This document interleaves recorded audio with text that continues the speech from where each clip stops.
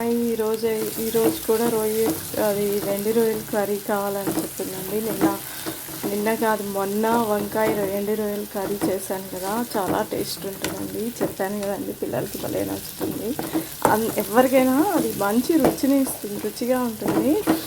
ఇలా చేసుకోవడం వల్ల నేను మళ్ళీ అదే చేస్తున్నాను. ఈరోజైతే కొంచెం లేట్ అయిందండి, పడుకున్నాను. నైట్ కొంచెం నిద్ర పట్టలేదు, అందుకే వంట కొంచెం లేట్ అయింది. కాసేపు పడుకొని లేచాను.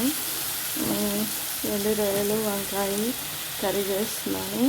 అన్ని మసాలాలు మొన్న పెట్టానండి మీకు వీడియో, అదే చూడండి.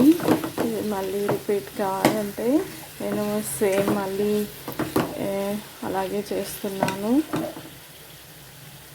ఇది కొంచెం వాటర్ వేసి కాస్త మూత పెట్టిన తర్వాత కొంచెం మగ్గిన తర్వాతే నేను ఇందులో వెండి రొయ్యలు వేస్తాను. వెండి రొయ్యలు కూడా మంచిగా వాష్ చేసి పెట్టుకున్నాను.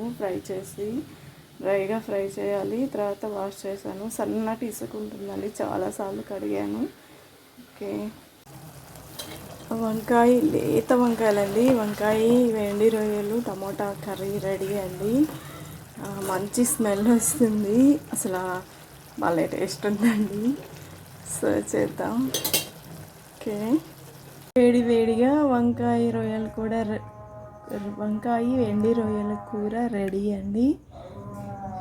స్మెల్ టేస్ట్ అదిరిపోయిందండి. Thank you God.